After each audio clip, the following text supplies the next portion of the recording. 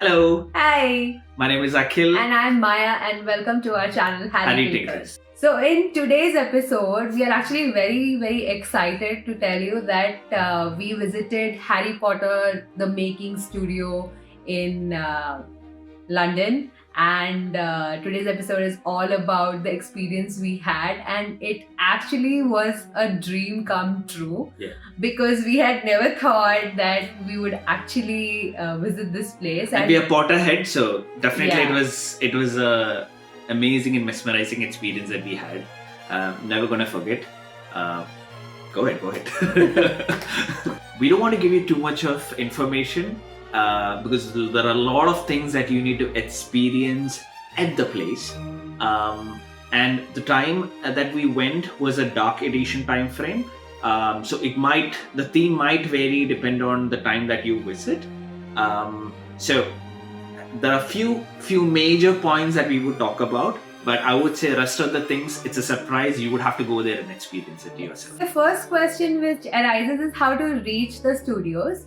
So it's in a place called Watford, a little far from the main London area.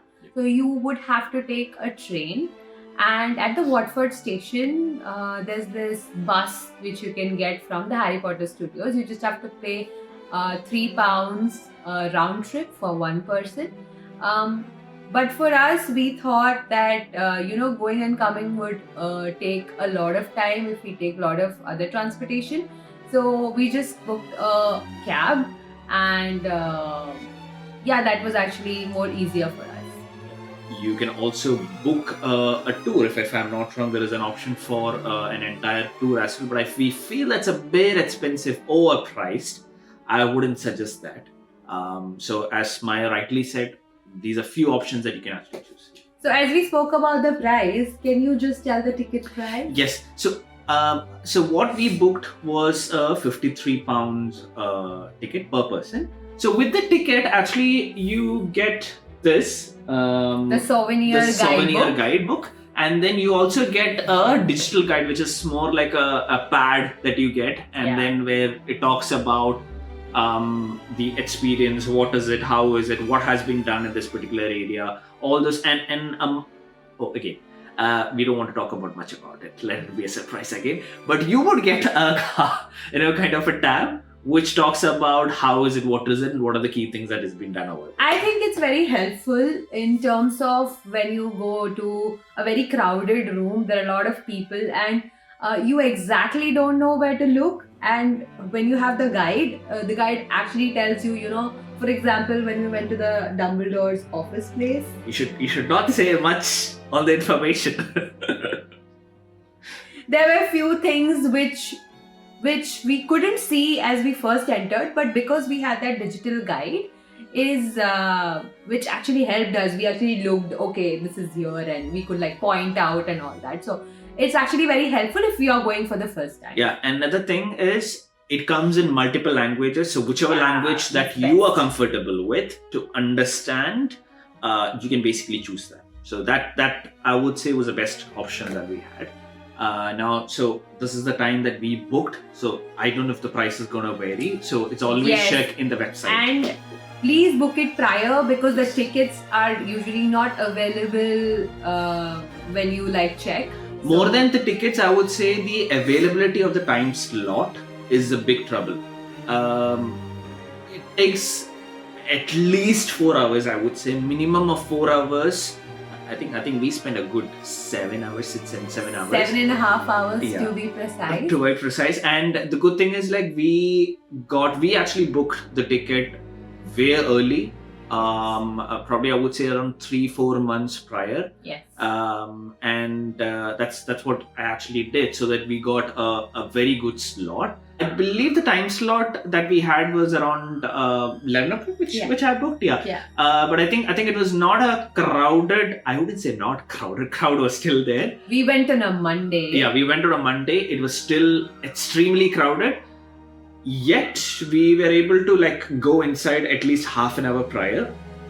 They allowed us, including that. I think everything finished by around 6:05 or something is what we came out of the place. Yeah. So it all depends on what's your experience and all those things. So as soon as we reach, the entrance has this really cool wand entrance wherein they have showcased different wands from different witches and wizards, which I found very, very interesting. And I actually took a picture with the Voldemort's wand. And it was actually quite crowded, even though it was a Monday. They say that Monday is not a peak hour, but still. And when Peak you, day, to be when precise. you go to the entrance, they have these amazing chess pieces, which we really love. And we actually spent like half an hour near the entrance itself to look at different props and things which are there outside. So we actually went during the, as I mentioned, the dark art theme time frame. So we actually got kind of a, an activity passport, I would say. And this actually have, specific things like stamping that you can actually do, specific areas where you can actually stamp, like Quidditch and a few of the things which is there, like, the divination and stuff. It's like fun to do, and they have these activities as well because the dark art theme.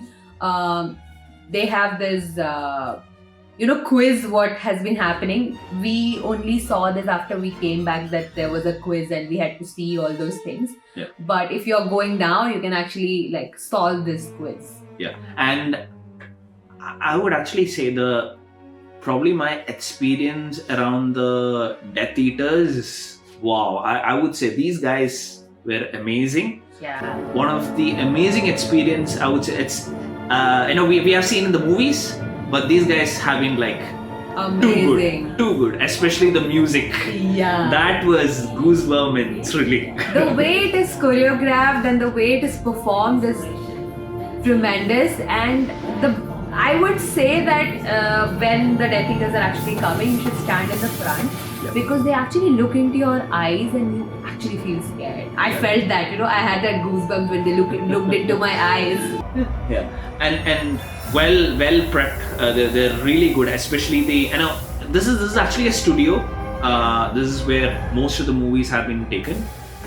So hence they have amazing setup inside. Again, not too much of information that we're going to provide, which you have to experience again. But yes, this was an experience that, and each of ours experience would be a bit different. So in that sense, probably in an experience perspective, which are the key things, which are the few places that you actually like? I know there would be one place or maybe two places which might be similar.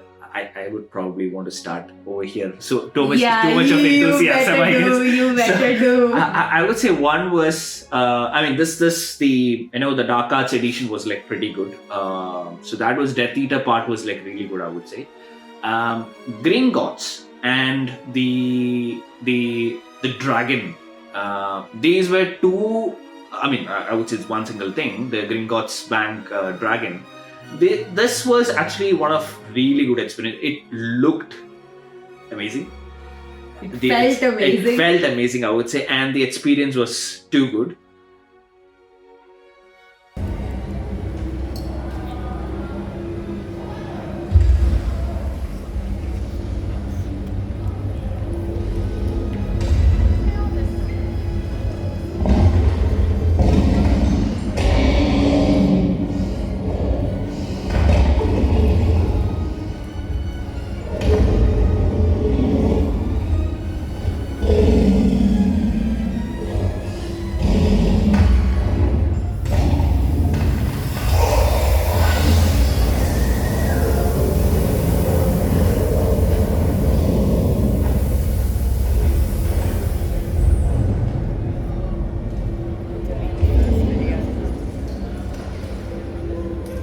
I think another thing was the forest. The Forbidden Forest was pretty good.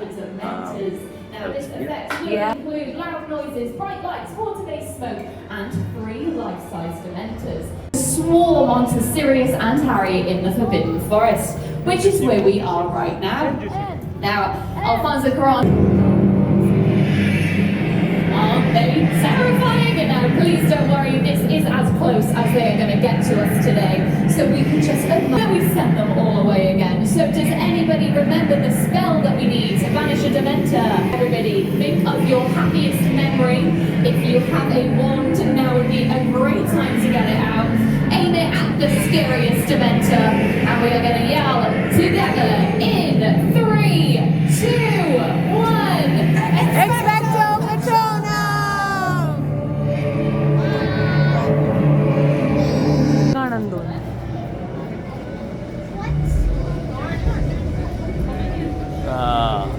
അല്ലേ? Oh, you see the spider webs there?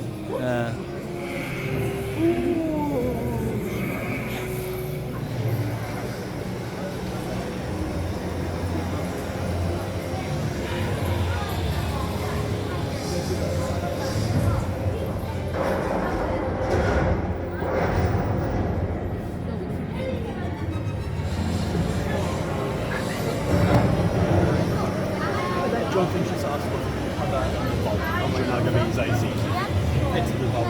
I can hear my name, but I didn't hear what else because it's so loud. And then I also realized that when they play the Remember show, I feel the first when they open the castle door and when you enter the Great Hall, and the Great Hall was like so beautifully lit for Halloween. That was one of the best, and as he said, Gringotts, of course, yes. And I was really, really amazed by Diagon Alley as well. It was beyond my expectation. There were a lot of things, for example, that area where they actually explained about the makeup, how the makeup is done. It was really amazing, as in how much time and effort each person has put into It looks very simple. It looks extremely simple, taking a 2 hours video, a 2 hour movie or 1.5 hours movie. But the amount of effort, as Maya rightly said, the amount of effort, time frame, and the number of people that have worked behind the scene to make it look how it is. Yeah. 8 movies is not a less thing, it's like so much hours of makeup, effort, and precision, of doing things. I would say 9 movies. Really commendable. And my best moment was with Buckbeak. Yeah. I actually didn't think that it was actually really made. I thought it was a CGI. But the way they have made the character is so good. So I want to ask you something. You don't like spiders. How was your let it experience come with back. Aragog?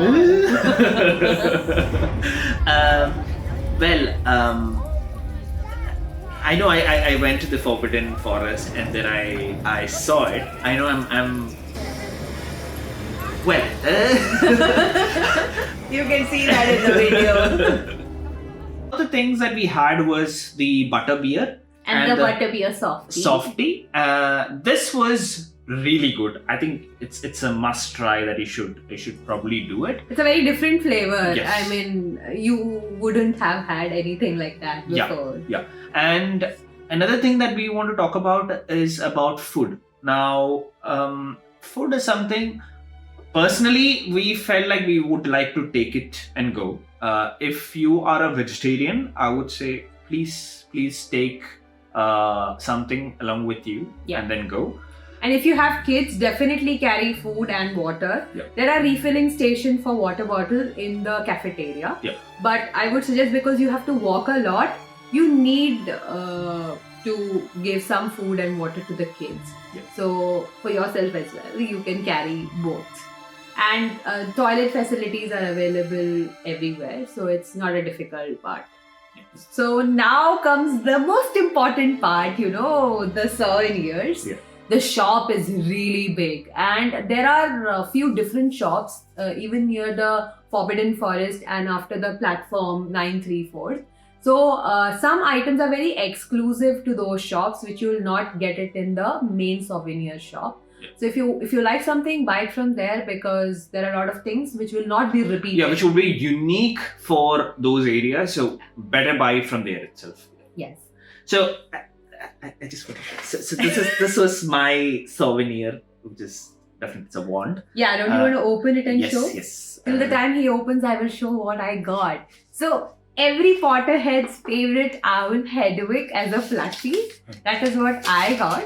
And so it was very difficult for Akhil to choose a wand because there are a lot of varieties of wand you get. I possibly like most of them, but then this I felt was pretty much unique. So this Nicholas Flamel wand, and you guys should know who Nicholas Flamel is. Yeah. So it's his wand, pretty nice, and then.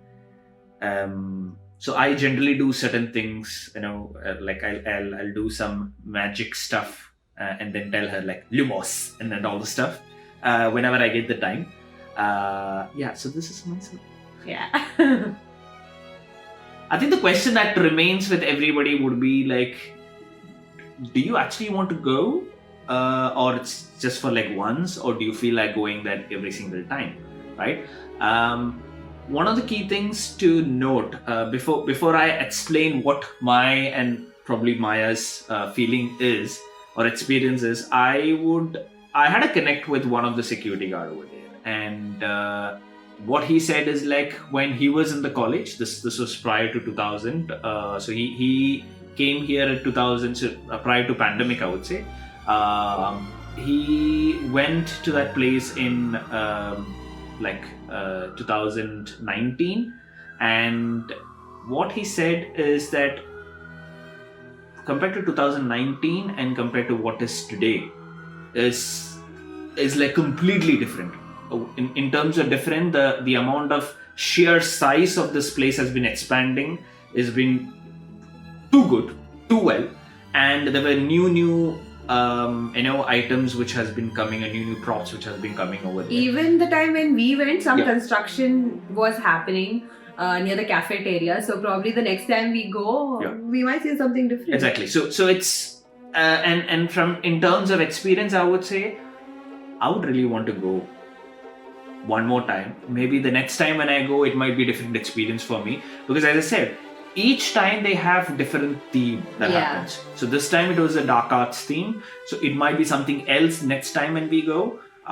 So it would be a different experience for us. So I don't think that every single time we might go, we might buy a souvenir, but definitely we might end up seeing something.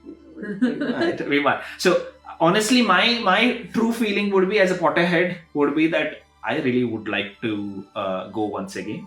Over there, experience what new I can find over there. Yeah. And I would say the amount of time that I wouldn't say wasted, I would say the amount of time that I've experienced as a Potterhead was on some other level. So you thank could you so actually feel, as a wizard or a witch inside the whole studio, because everything is kept and maintained so well that you can visualize how things were shot and done. And there are also some interactive sessions which happens. Even the staff are very friendly. Yes. And whatever you ask them question, you probably might know something new. For example, I personally did not know that there were two Hagrids during the shoot. Yeah. The main actor, and there was a body double as well. So for both of them, they had made this prosthetics, what was worn, and that was something new what I learned. Yeah. We don't want to delve too much into the secrets. Again, you have to visit there to get more info. Yes. So thank you for watching the episode, and if you like the video, please share it with your friends and subscribe to our channel for such videos. So bye-bye and see you in the next episode.